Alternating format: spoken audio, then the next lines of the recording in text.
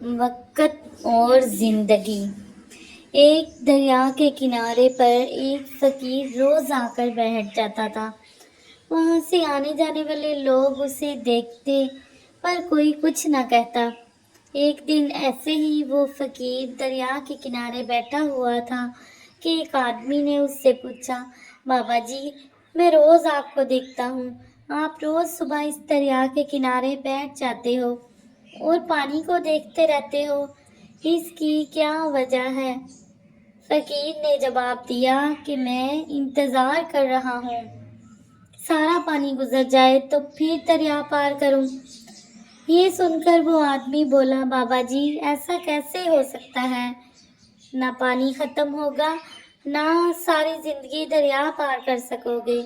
یہ سن کر وہ فقیر بولا، بیٹا، یہی بات تو میں تم لوگوں کو سمجھانا چاہتا ہوں کہ تم لوگ جو ہمیشہ یہ کہتے رہتے ہو کہ ایک بار گھر کی ذمہ داریاں پوری ہو جائیں، پھر نماز پڑھوں گا، پھر داڑھی رکھوں گا، حج کروں گا، خدمت کروں گا، جیسے دریا کا پانی ختم نہیں ہوگا، ہمیں اس پانی سے ہی پار جانے کا راستہ بنانا ہوگا۔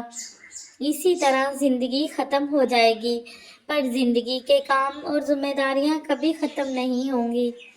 اس لیے اس وقت کو غنیمت جانو اور اللہ کو بھی راضی کر لو۔